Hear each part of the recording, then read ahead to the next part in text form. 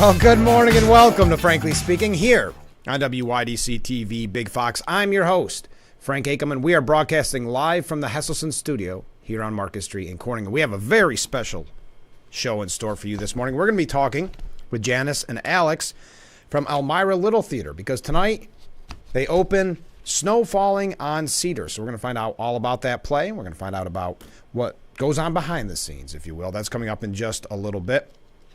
I want to start with some New York issues, and then we're going to get into, obviously, the presidential race, but a lot this morning about the southern border, the fight between the White House and Governor Abbott in Texas and where that's leading.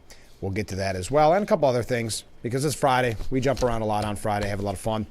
So first off, if you recall earlier in the week, I had some quotes from a statement that was released by Assemblyman Phil Palmisano in regards to Governor Hochul cutting school funding.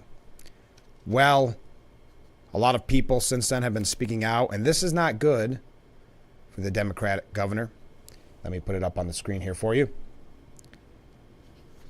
It's the public education sector that is now speaking out against the governor. That includes school boards, superintendents, and the state teachers union, among other entities, according to Gothamist. They all served as key allies during Hochul's first 2 years in office and her successful 2022 election, thanks in large part to the Democrat governor backing a big boost in state school aid over the last few years. But now those same public education advocates are pushing back hard against the governor. And this has got to be troubling for her inner circle, depending very heavily on those endorsements, on the money that comes in from unions specifically, because that's the newly unveiled budget proposal, which would result in hundreds of school districts across New York getting less state money in the upcoming fiscal year by changing the school funding formula. Quote, "To say we are profoundly disappointed is an understatement," said Melinda Person, the president of the New York State United Teachers Union. I have a feeling when you start to see articles like this and you start to see quotes like that from the New York State United Teachers Union, she will backpedal. That's a group of supporters she does not want to lose. It would be interesting to see how much she received in donations during her campaign from teachers unions. Education spending makes up a huge chunk of the state funds in New York's budget, about 27%, and Hochul's proposals are not set in stone. There you go. There's the signal. It's not too late, Governor Hochul, to change. Deciding how much money to put towards local schools has traditionally been one of the biggest annual battles between the governor and the legislature, who negotiate a new budget every year. But things aren't off to a promising start this year.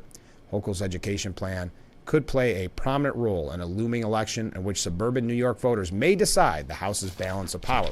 That's another wink, wink, nudge, nudge to the governor. Aren't you worried about the House races too? You might want to change your budget up a little bit. So that was my first New York story. Do we have time? Oh, yeah, just a quick one. And again, it is Friday, so we're going to jump around. Not really too good at segues with some of these. But I want to give you this update because it's something we've talked about extensively on the program. Many have wondered, hey, what's going on with the redistricting, the congressional redistricting? And it is interesting. What was the first meeting held? Like weeks after it was declared that they had to redraw? Well, in Albany, New York is rapidly nearing the date when the lack of new congressional lines could start interfering with the ability to hold primaries in June as planned. And so far, there are few signs that the redistricting process will be wrapped up soon. The time frame itself was, I would say, impossible right off the jump, and that only becomes more difficult as time moves on. The new draft is due on February 28th. So a little over a month, February 28th. But this is what's interesting to me. Candidates are due to start collecting petitions to run for the still-to-be-drawn districts by February 27th. Now, the petition process is a lengthy one. You have to get a lot of signatures. So imagine, and this is a scenario that could happen, imagine you're going to run for Congress, and you go into this area, and you're getting hundreds and thousands of signatures, and then they release a map, and all of that was for naught. All of that was for nothing because that is not part of your district any longer.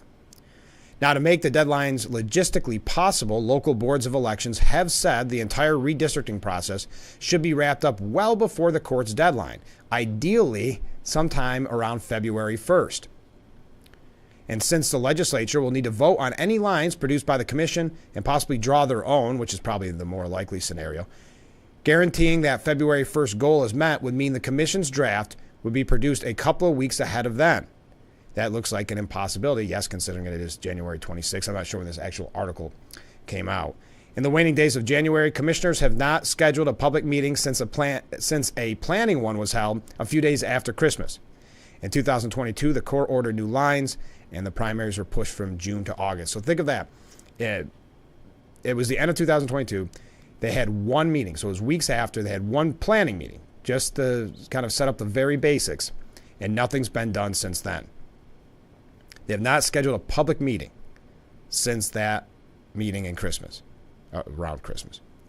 So whatever is happening with the lines at this point is not happening publicly, and that, of course, angers many redistricting reform advocates. But we'll keep a close eye on that. I do find it very interesting because this was not even really constitutional. But what didn't really come as a surprise. We'll see how it goes. We know the last time around it did not go well. All right, we got to take a break. I'm running late. We'll get away from New York. We're going to talk about the feds. Well, a couple other things. I don't want to give too much away. We're just getting started. Stay with us. This is Frankly Speaking here on WYDC TV. Big Fox will be right back.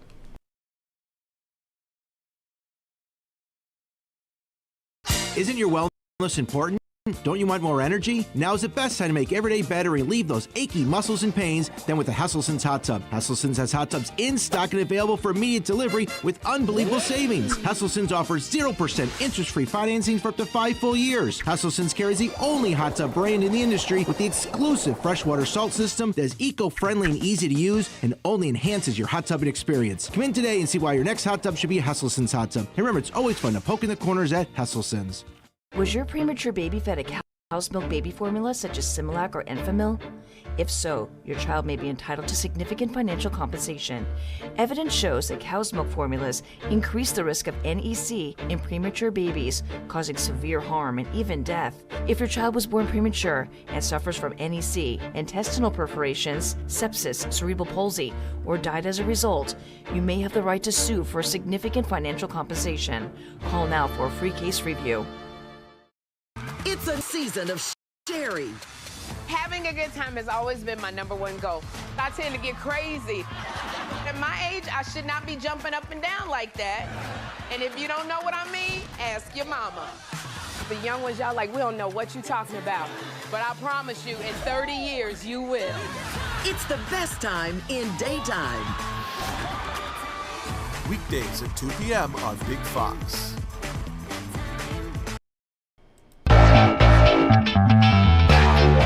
You can tell it's a little rainy out there. Welcome back to Frankly Speaking here on WYDC TV Big Fox. I'm your host, Frank Hakem.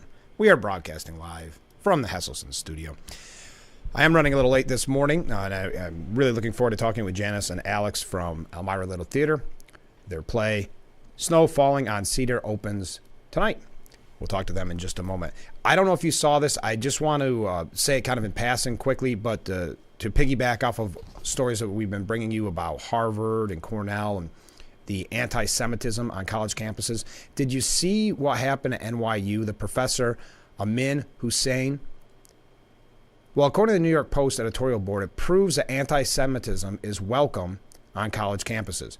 Jewish students knew not to take any of his classes. That by itself shows that Hussein shouldn't have been teaching at New York University. And it's proof positive that NYU is okay with anti-Semitism at a deep institutional level, and that ousting a few university presidents or even a handful of board members won't remotely fix American academia. And that's an argument we've made on this program, that is the rot too deep? Is it too far gone to fix?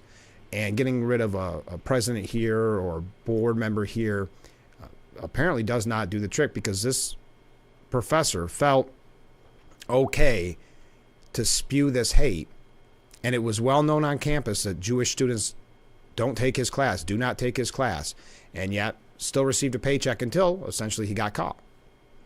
as is unfortunately normally the case. New York University spokesperson John Beckham told the Post that Hussein has been suspended, though he didn't say when, claiming of, quote, the university's discrimination and anti-harassment policies that, quote, we investigate all complaints we receive and take appropriate action, which may include taking measures such as suspension. Now, if you're not familiar with what he had to say, and I guess I should have put it up on the screen here, not that that would really help all that much because there's not much of a picture involved. Oh, that's the wrong one. That's the one we just talked about. There we go. So he had said that the claims that Hamas sexually assaulted women and beheaded babies was, quote, not true, and then called New York City Zionists. He also brags about receiving, quote, the honors of anti-Semitic multiple times, and even gloats over his profile on the anti-Semite flagging website Canary Mission as, quote, one of the best biographies he has, saying everything they cite is true. And some of the rhetoric in there is disgusting. But the New York Post editorial board wraps this up as we're about to take a break. As we said before, the fall of Harvard's Claudine Gay and UPenn's Liz McGill, only to tenured faculty jobs, mind you. That's the important point that people overlook. That's why you can understand when we say, is it still too far gone in academia? Because those people lost their job as president and still have cushy faculty jobs at the universities. But it's barely a beginning for the change that needs to come, they said. Amin Hussein is mainly just fresh proof of how deep the rot runs. Yes, I don't know if it's because a few weeks had gone by since there was outrage over what was happening on college campuses, or because the media stopped covering it, really, that he felt safe to say these kind of things to his students. And students are paying for this, but they have no choice but to sit there and listen, essentially. It is very troubling, and more proof, we'll put it that way, of what's happening in academia, and keep that in mind as you pay your school bills or your kids' or grandkids' school bills. One last thing on this topic quickly. Boy, Chicago Mayor Brandon Johnson, he has been ridiculed. I guess I'll use that term, ridiculed, because he called for a ceasefire in Gaza. Well, many going to Twitter or X or whatever you want to call it, going to Facebook saying, can we have a ceasefire in Chicago first? It's a fair point. Mayor Brandon Johnson should stick to Chicago politics. It looks like he's failing miserably on the local level. Parts of Chicago are a war zone. All right, let's take a short break. When we come back, we're going to talk with Elmira Little Theater. I wanted to remind you, too, that we will be talking about Texas Governor Greg Abbott and what's going on there at the border. We do have some polling information coming out in the presidential race. And, yes, I know there's a lot of talks about former President Trump supporters calling for the end of the primary. I don't know what you thought of that, just officially declaring Trump the nominee. I was not a fan of that. The former president did speak out against it yesterday. The media is still trying to run it as some type of strong arm tactic. We'll get to that as well. But I want to remind you, on Monday, we're going to be talking with Buddy Cutler and Stu Sammis. They have a Groundhog's Day pancake supper coming up at the American Legion. That's February 1st. And it goes to help the Rotary of Corning. So we're going to talk to them on Monday. So make sure you mark your calendar. Let's take another break. We're having fun this morning, aren't we? Stay with us. We'll be right back. And frankly speaking, after this.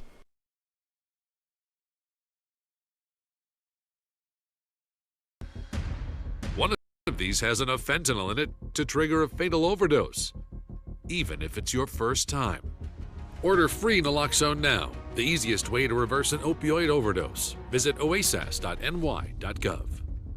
What do you do when your tire goes flat and there's no air anywhere? You reach for Bullseye Pro, the smarter, faster, hands-free way to fill it up with air. Bullseye Pro is equipped with a rechargeable lithium-ion power plant. So fast and so convenient. It's like the power of an air compressor in the palm of your hand. Look, you can inflate all 4 tires on a single charge. It has a built-in smart pressure digital sensor that gauges and automatically stops when the set tire pressure is reached. Easily inflate pool toys, exercise balls, and more. Call or go online now and get the complete Bullseye Pro inflation system for the factory direct price of just $79.99. Plus, we'll ship your entire order free, and we'll give you a 50% discount on a second one. Order now. To order, call 1-800-977-4997. That's 1-800-977-4997, or go to getbullseyepro.com.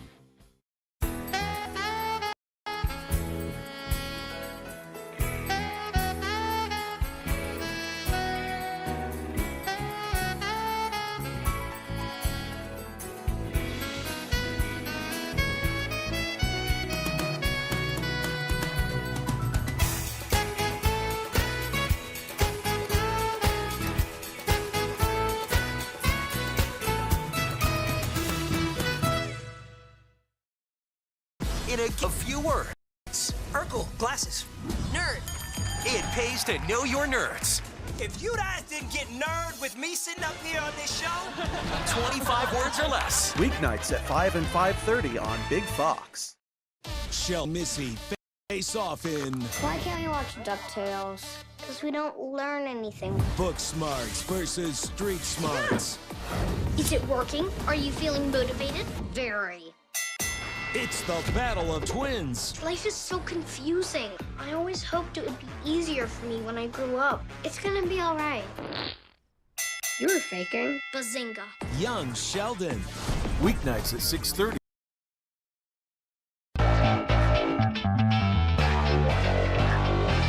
Welcome back to Frankly Speaking here on WYDC TV Big Fox. I'm your host, Frank Ackerman. We have our representatives in from the Elmira Little Theater. Thanks so much for being on the show. Thank you for having us. This is exciting. This is the opening day of your play. How's it feel?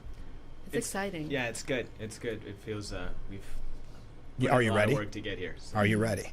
We're ready. We had a nice run last night, and we were missing an actor too, and it still went well. So I think tonight will be even better. So. Yeah. And it's Snow Falling on Cedars. Before we get into all the kind of the nitty gritty of it, tell us, what is Snow Falling on the Cedars if we're not familiar with that play? So Snow Falling on Cedars is a somewhat period piece. Takes place the present day takes place after World War II. Okay. But there's a lot of flashbacks as well to kind of earlier in the childhood of some of the characters, some of the stuff that happens in World War II, and a lot of it is dealing with some anti-Japanese sentiment after World War II, but there's also a little bit of a courtroom drama and some love story, and it's got a lot in it. And it's got a lot in it for everyone, but we should maybe suggest, we were talking off the air, that it's maybe not for kids. Yeah, it does have some language, and it's got some pretty deep and like heavy emotional conversation and topics in it. So. Yeah. Now, how many people are involved in the play? There are 10 members of the cast. Oh, wow. It's fairly interesting because most of the cast members play multiple parts in the show, which isn't necessarily an unusual thing for shows.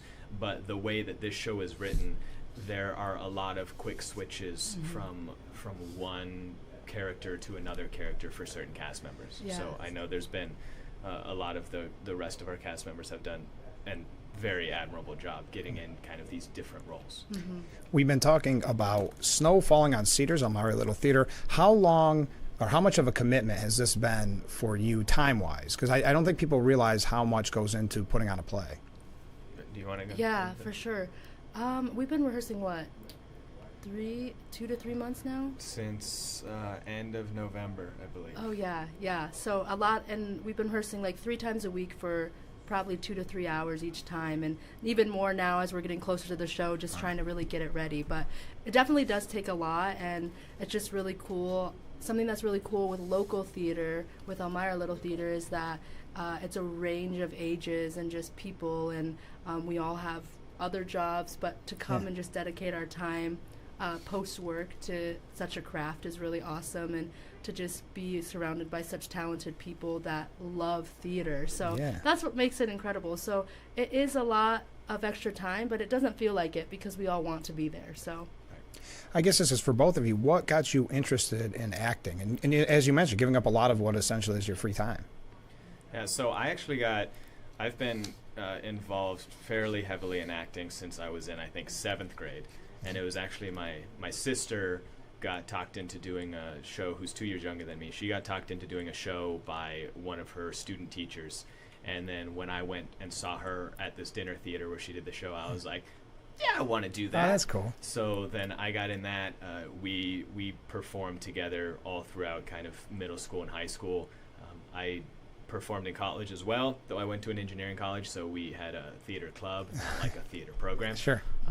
And then once I moved out to New York, I found was put in contact with Elmira Little Theater with one of my coworkers, and it's just a really fun thing to be able to, especially with the career that I have in more like engineering, more math and numbers type stuff, to have this creative outlet that also is so integrated with like the community and getting to meet a lot of other people. Like Janice said, this isn't a professional thing, it's a fully volunteer organization. So there's obviously people who come back often, but there's plenty of times, I mean, we've got someone in our show that this is their first show that they are doing. That's exciting. And it's awesome to see that reach. Yeah, for me, kind of similar.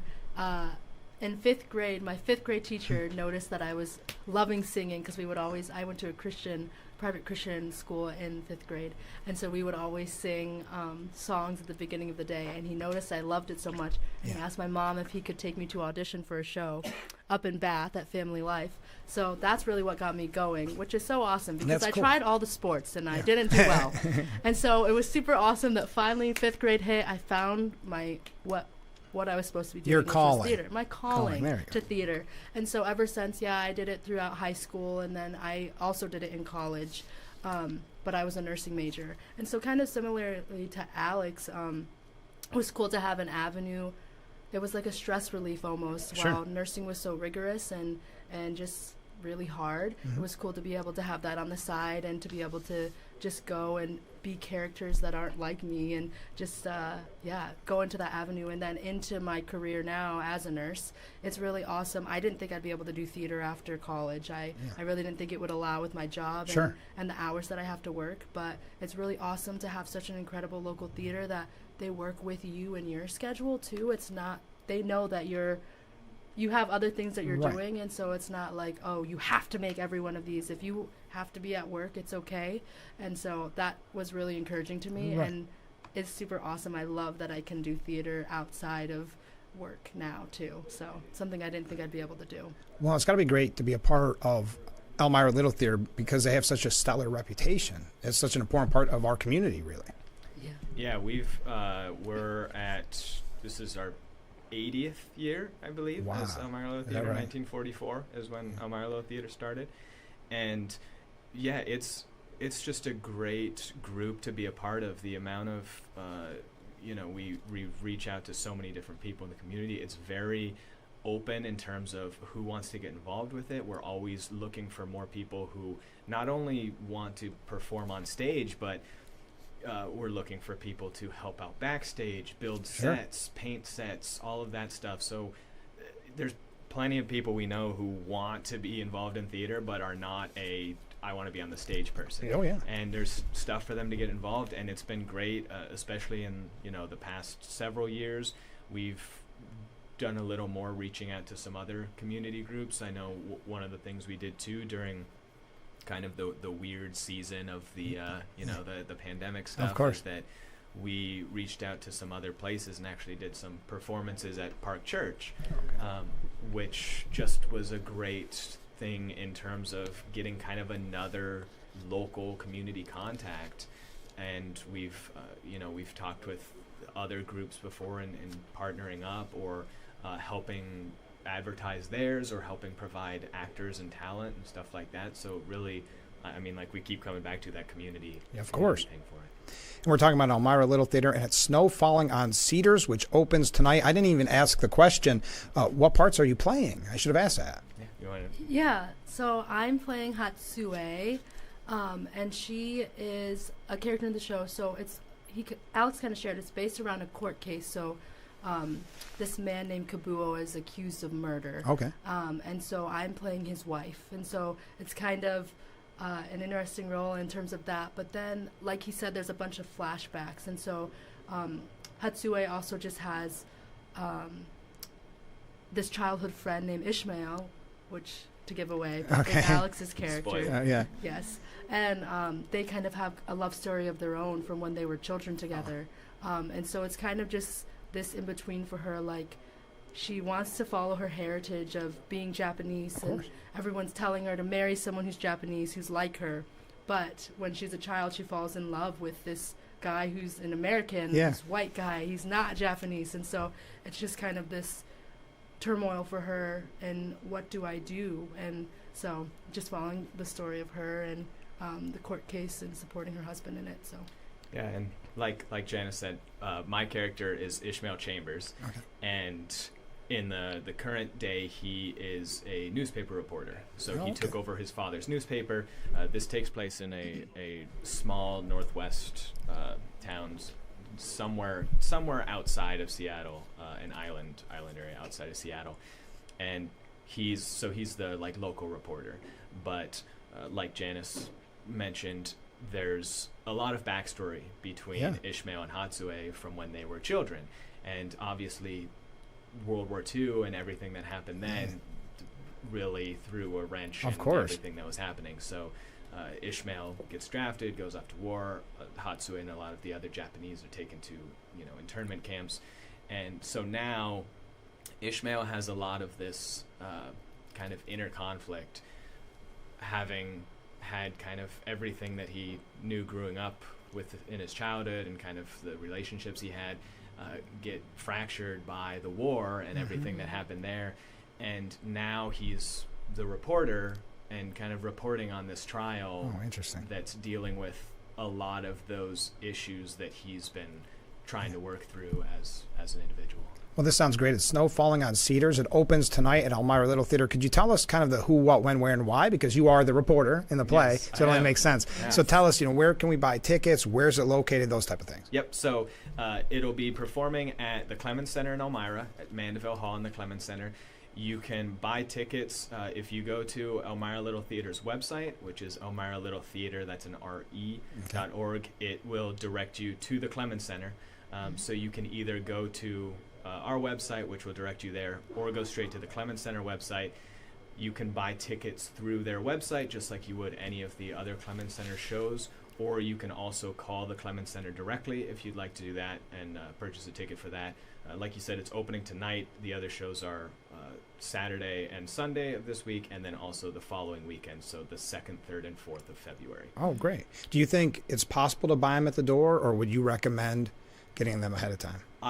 I mean, I would always recommend getting them ahead of time, but for the most part, if you come at the door, there's generally at least a couple that are still left. But definitely, if it's something that you want to see, go ahead and pick up a ticket so that you know you've got a seat for it. And it's not assigned seating, so doors open at a half an hour before the show starts. Show times start, so Friday, Saturday, it starts at 7:30 p.m. and Sundays at 2 p.m. So doors open a half an hour before. So 7 p.m. and 2 p.m. And there's no assigned seating, so come early so you can pick a good seat out. Test them out if you want to and see. It is a smaller theater, so it only seats about 110 people. So it's going to be kind of a close, nice, intimate show. And it's a great theater, too. Yes. I've seen a couple shows there. It's a very nice area. Very. And the set is beautiful. Ivy did an incredible job on our set, and so it's all coming together. It's going to be a really phenomenal show, so... Okay, I guess I've got to be corny, but guys, break a leg. All right, Thank what else can you say, right? Yeah.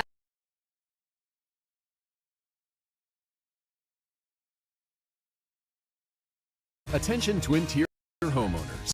Are you tired of paying too much for your energy bills? It's time you discover Koala Insulation of the Southern Tier, a premier insulation contractor. The professionals at Koala Insulation can give you a free, no-obligation insulation evaluation. It's one of the best home improvement investments you can make. Give us a call at 607-463-0616. Discover Koala Insulation of Southern Tier. We are fully insured. Visit koalainsulation.com and find us near you.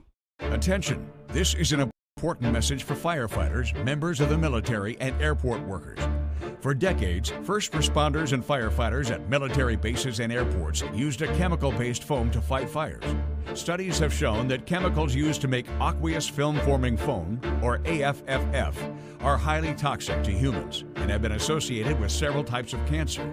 If you or someone you know was diagnosed with any of those cancers, call now for a free case review.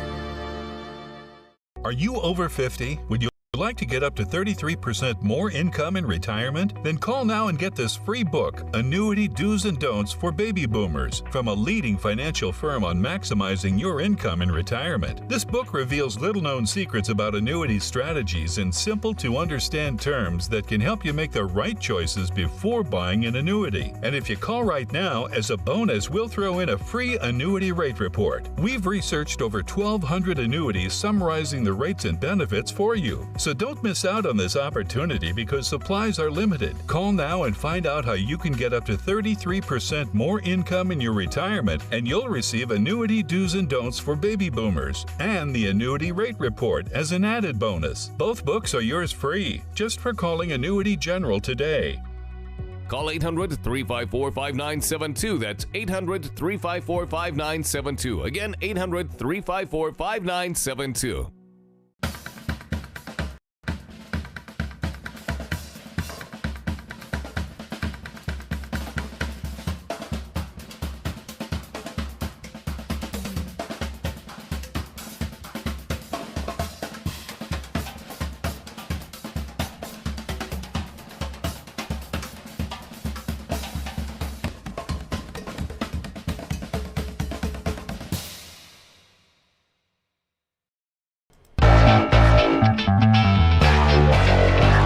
Thank you for joining us here on Frankly Speaking on WYDC TV Big Fox. I'm your host, Frank Acom. We are broadcasting live from the Hesselson studio here on Marcus Street in Corning. A lot of people following close and have been receiving some comments. And please feel free to comment on the topics that we're discussing. Texas Governor Greg Abbott insists the courts will side with the state over the federal government, that we can win, is his exact quote. I think maybe we get it to the Fifth Circuit on its merits, where I believe we can win. And I do believe when it gets to the Supreme Court, we can win. No one knows what the justices were thinking about when they made their original decision. All we know is they wanted to send it back to the Fifth Circuit. Now, former President Trump went to Truth Social and backed Abbott and accused President Biden of, quote, fighting to tie the hands of the Republican governor so that the invasion continues unchecked. Trump said that Abbott must be given full support and encouraged all willing states to deploy their guards to Texas to prevent the entry of illegals and to remove them back across the border. When I am president on day one, instead of fighting Texas, I will work hand in hand with Governor Abbott, and other border states to stop the invasion, seal the border, and rapidly begin the largest domestic deportation operation in history. So that's the former president. Now, there is a great piece. Do I have time for it? Well, first of all, I'm going to go with it. Douglas Murray at the New York Post said, who do you think said this? When asked about the southern border and the issue of sanctuary cities, quote, you have to have a federal government that can enforce laws. This administration has been fundamentally derelict in not funding any of the requirements that are needed even to enforce the existing laws. Would he allow cities to ignore federal law? The answer was no.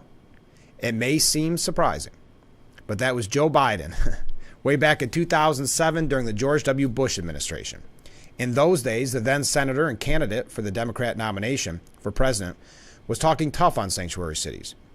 He warned that in these cities, stores ended up closing and the cities themselves became, quote, dumpsters, end quote. So how can the same man, now in the position of president himself, have brought America to the state we are in now? Just how bad that situation is was made clear this week when Texas Governor Greg Abbott, with his declaration. Abbott's Wednesday statement should not be seen as a fly-by-night news story, but as a detonation under the body politic of America. That he felt the need to do it tells us everything about the situation. Quote, the federal government has broken the compact between the United States and the states. The executive branch of the United States has a constitutional duty to enforce federal laws protecting states, including immigration laws on the books right now. President Biden has refused to enforce those laws and has even violated them. The result is that he has smashed records for illegal immigration. That's a statement from Governor Greg Abbott. The governor's statement followed the U.S. Supreme Court's recent decision to allow federal officials to remove razor wire at the border installed by the state of Texas. In other words, the Border Patrol will be actively, take this in other words, the Border Patrol will be actively removing protections put up by the state, not just to protect the state, but to protect the whole country, including sanctuary cities like New York City. The court's ruling was obviously wildly provoking to the governor, and I can't think of a more serious threat to the political order in this country than what Biden, the Supreme Court, and Abbott have now brought to pass, because Abbott has reached for the most serious tool of any governor's arsenal. These are no mere legal games anymore, and that's why I'm glad Douglas Murray put this together, because it's really important to look at the impact. The media is going to do a good job. Keep this in mind, folks. They're going to do as best as they can to not highlight the illegal migrant issue, because they now, especially with the polls showing that that's the number one issue to voters, and Biden very, very weak on that issue, clearly, they will not be covering it as perhaps they once did, if you could even argue they covered it to the extent it should be covered before. What the governor is declaring is that Texas is going to take matters into its own hands. Over 6 million people have flooded over the border in the last 3 years, which, as Abbott has pointed out, is more than the population of 33 states in this country. Yet, instead of helping Texas to secure the border, the federal government has actually gone after Texas for doing so, for protecting themselves and the country. It has dragged the state to court for daring to try to secure the border. If this doesn't speak volumes about what the ultimate game plan is, meaning, that game plan, an open, porous border. And since the Biden administration has told the border agencies to ignore laws mandating that they detain illegal arrivals, the effect has been, as Abbott says, a mass parole into the United States. If these people end up on the streets of this city, meaning New York City is where Douglas Murray is, or many other cities, it is these people who end up filling our city's hotels and shelters. And we've heard about the money that this has cost. We've seen it firsthand in New York City. It is these people who at worst commit crimes and at best undercut New York City workers by entering the black economy and making a mockery of the Democrats' own minimum wage laws for workers in the city. So what Abbott has done may seem desperate, but is also necessary. He has declared what is happening an invasion, and he has triggered the articles that allow the rights of a state to self-defense and invoke Texas's constitutional authority to defend and protect itself. What is more, he has said that from here on, the Texas National Guard, Texas Department of Public Safety, and other Texas personnel will be acting on this authority and on state law, not federal law, to protect the state of Texas. This is very, very monument. That's not the word I want to use. Well, they went a little too fancy, Doug Murray, but to me, this has implications that we have not perhaps ever witnessed. What Greg Abbott did is not to be taken lightly, and again, I don't believe the media has covered this to the extent or maybe in the proper way. It says here, this is a very serious breakdown in the political system in this country. To have a state governor say that federal law has broken down and that as a result his state is going to take matters into its own hands is extraordinary. That's the word I was looking for, extraordinary. Except that there is a precedent. This is a good point by Douglas Murray. There is a precedent to this. All those cities and states that also broke away from federal law in recent decades when they declared themselves sanctuary states and sanctuary cities. I suspect that Abbott will get a fair amount of pushback on his statement in the courts and in the courts of elite opinion. But where were those critics when leftist politicians went around grandstanding about the necessity of welcoming the world's poor? Where was the condemnation when states and cities decide to unilaterally encourage further illegal migration into this country because they wanted to look kindly and compassionate? The answer is, it was there, such as the statements of Joe Biden, the candidate in 2007, and then nothing happened. People might have condemned sanctuary state announcements, but little to nothing was done about them, and it never is. Because in the realm of illegal migration, there's never any price to pay for encouraging it. The true political pressure is only put on people like Abbott, who are trying to enforce the laws of the land. Of course, when they run for election, candidates such as Biden will occasionally talk a tough game. Yeah, you see it from John Tester, who's running, he's a vulnerable Democrat in Montana. He's now all of a sudden calling for border security. So yes, you will see candidates now have a very different position because, again, of what the polls are saying. There is an ominous note about Abbott's declaration, but is also a necessary one. And I hope amid all the criticism, people remember it wasn't Abbott who brought America to this point. It was Biden and all the other politicians who said one thing only to do another. And that's Douglas Murray at the New York Post. I thought it was a great piece. I know I'm running long, but I thought it kind of condensed what we're dealing with and really shows the importance of what is happening there. And as I said, with the polls showing that that's the number one voter concern, immigration, you're going to see a lot of people backtracking, fabricating, to put it politely, twisting what they've done because it's going to be bad at the polls for many of these politicians. But we got to take a break. Stay with us. We'll be right back with Frankly Speaking after this.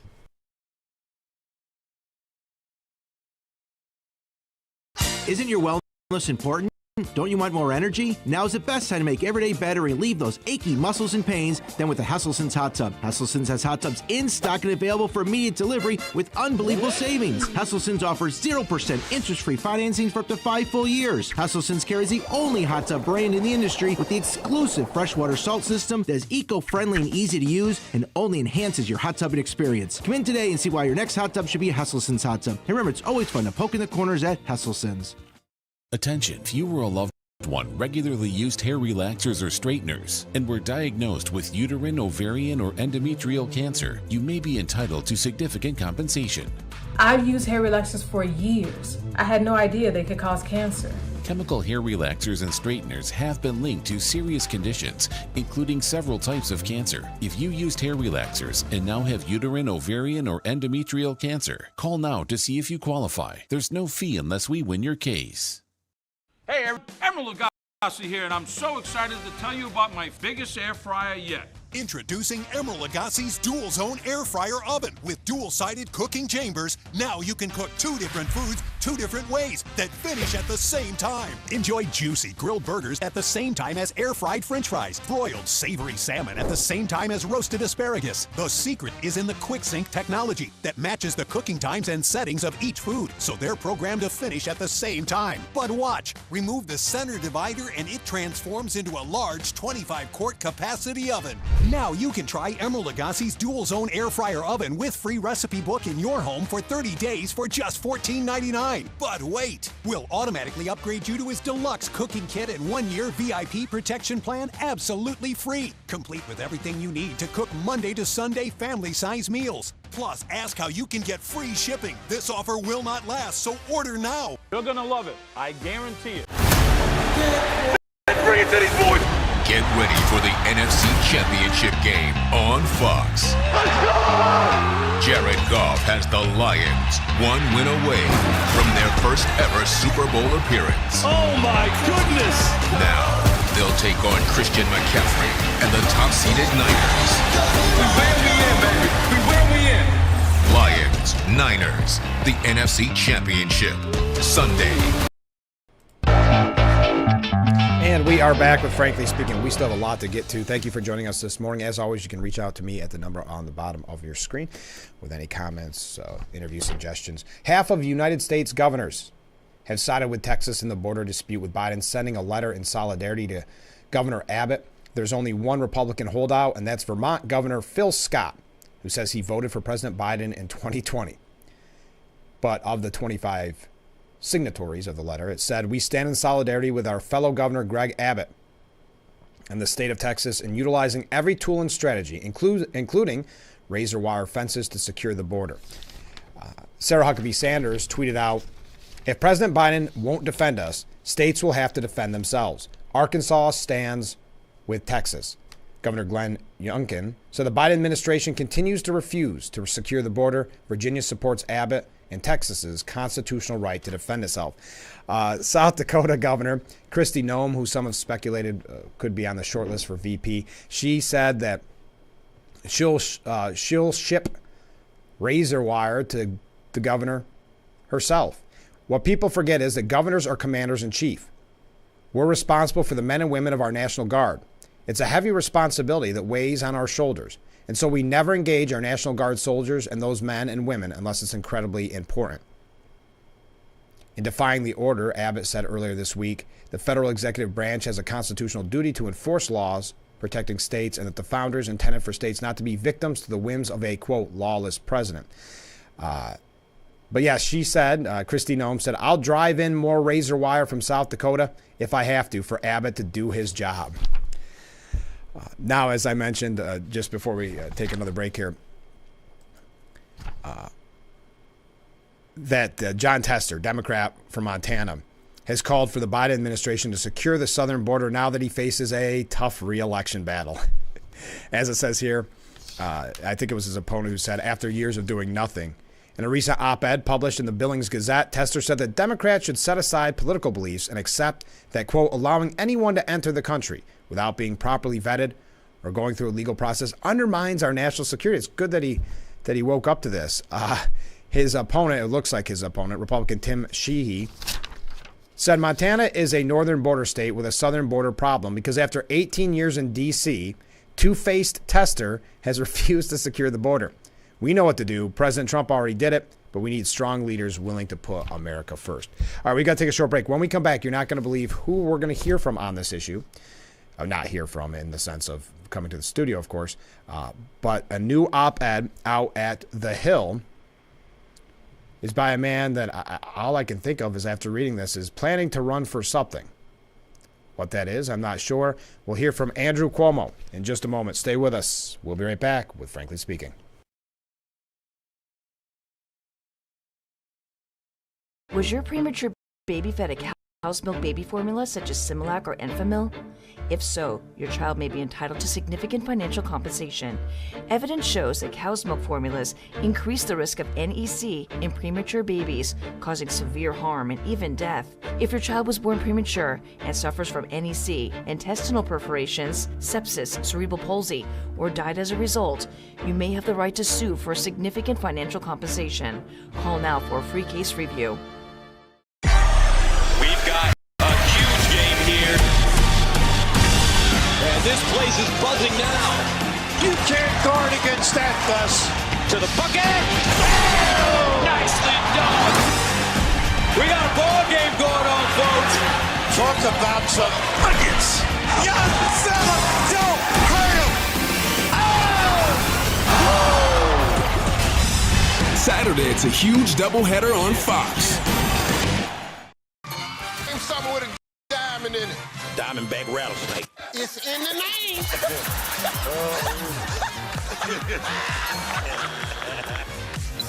Name a low-calorie food you might make your edible underwear out of. Salmon.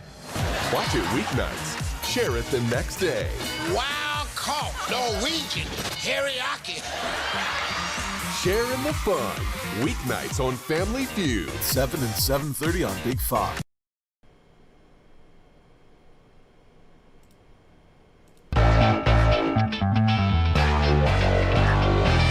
And we are back with Frankly Speaking here on WYDC TV Big Fox. I'm your host, Frank Hakem. Thank you so much for joining us. We received this comment during break.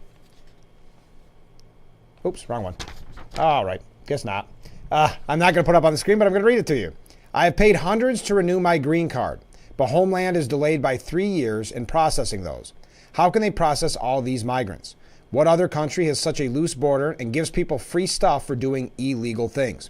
My Canadian friends who want to move here have found it impossible, even after buying multiple properties and businesses here in America to try and get residency. And here's the final line that I think will resonate with a lot of people. Why does America dislike the tax-paying middle class? That's a great comment. Thank you. As I said, Governor Cuomo, former governor, now disgraced former governor, Andrew Cuomo, has an opinion piece out today at The Hill. And it's Democrats must unify around a sensible policy on migration. We're in the middle of the NFL playoffs, leading to the Super Bowl. Winning teams focus on perfecting their strategy. They do not rely on the hope that the other team loses. Today, Democrats are too reliant on Trump being unelectable rather than focusing on the positive case for their victory. So he tries to build up Democrats by saying we can't, and they are doing this to his defense, doing the whole Trump's so bad, and not focusing on what they deem as the positives. Though in their defense when Biden brings up Bidenomics. It does not go well. It's not a positive message. But again, the former governor said, for example, the migrant issue is creating mayhem across the country and showing the ineffectiveness in the Democrat Party. President Joe Biden's administration has not been able to solve the migrant problem, primarily because of the divided opinion within our own party. The Republican ploy of putting migrants on buses to blue cities only serves to highlight the Democrats' failure to anticipate the consequences of Biden's border policies and continuing failure to fashion a workable solution. I think this is the solution they want, an open and porous border. Why else would they be going after Greg Abbott? What is our border policy, and how did we expect to handle the 2 million immigrants and asylum seekers who came over the border and are continuing to come? As I mentioned earlier, the number's around 6 million. Right now, there is no Democrat policy or plan, and Americans know it, highlighting Democrats' government ineffectiveness and the ideological divides in our party. But yes, and you've also got to look, I mean, when the voters say that this is their major concern, and then you look at Biden's numbers on that, it is not what you would say, a positive thing for the Biden camp. How are we doing on time? Sorry.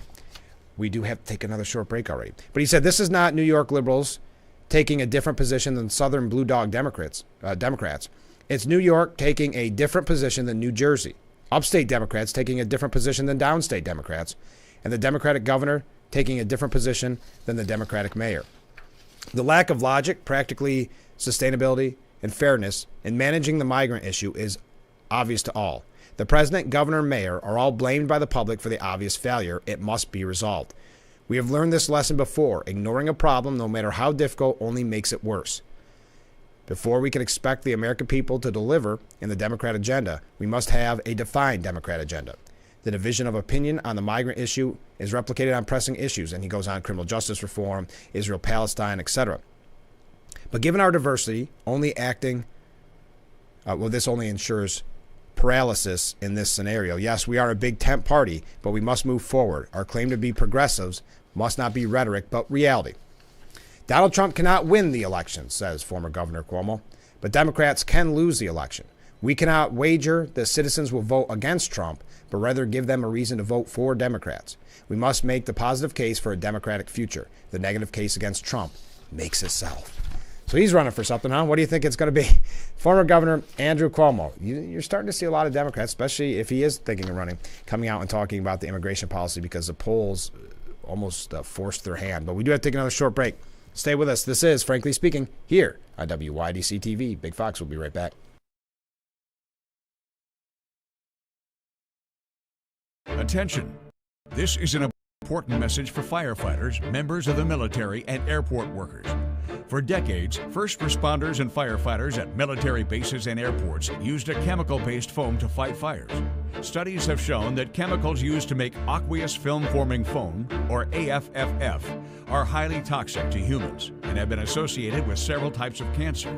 If you or someone you know was diagnosed with any of those cancers, call now for a free case review.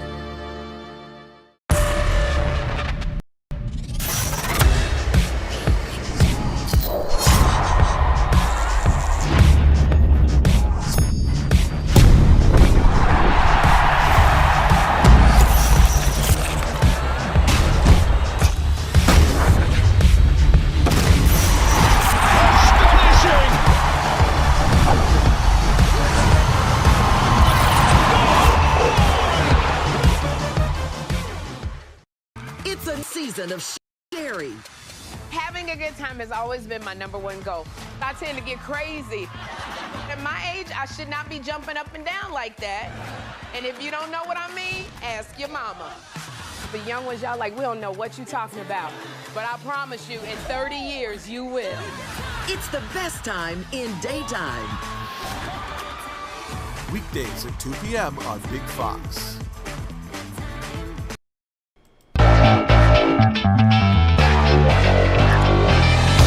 We are back with Frankly Speaking here on WYDC TV, Big Fox, broadcasting live from the Hesselson studio here on Market Street in Corning. I just received a wonderful text.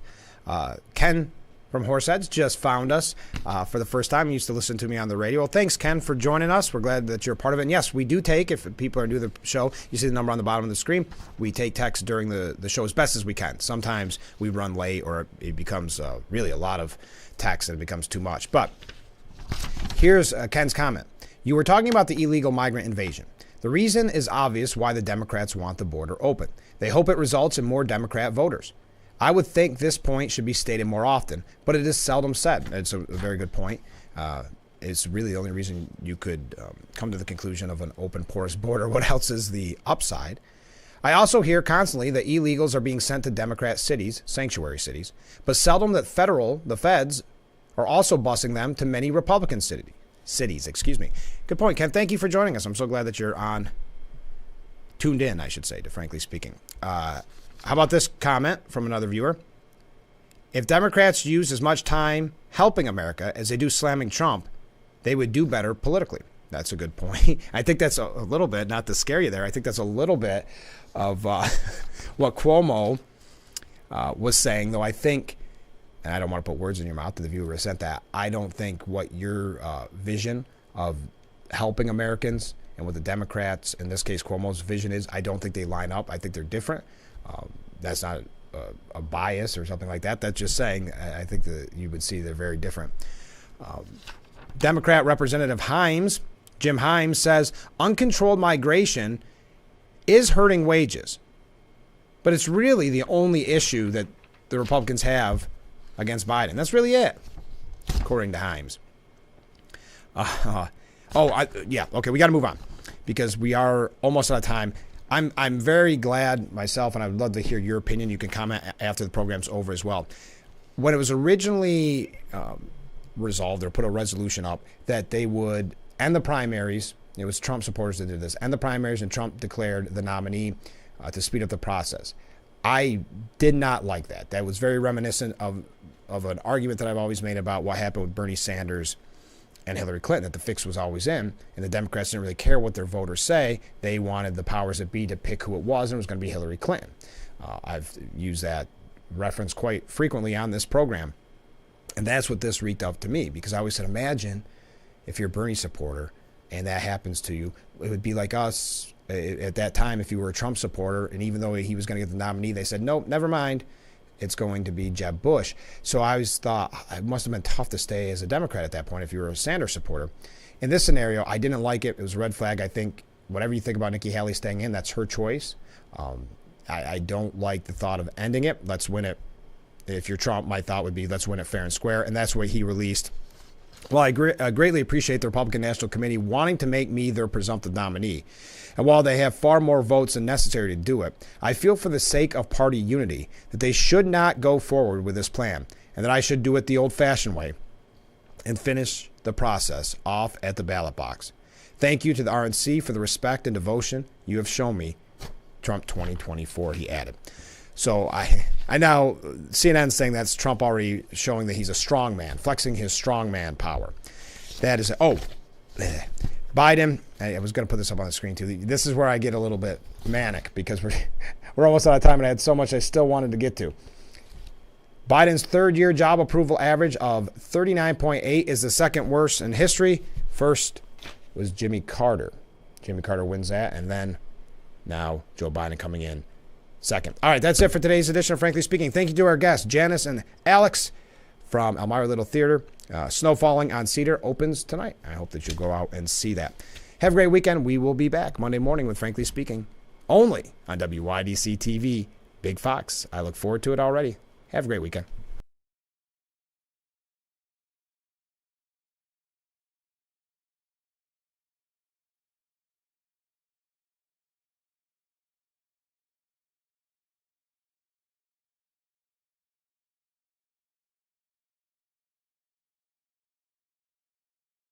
Attention. This is an important message for firefighters, members of the military, and airport workers. For decades, first responders and firefighters at military bases and airports used a chemical-based foam to fight fires. Studies have shown that chemicals used to make aqueous film-forming foam, or AFFF, are highly toxic to humans and have been associated with several types of cancer. If you or someone you know was diagnosed with any of those cancers, call now for a free case review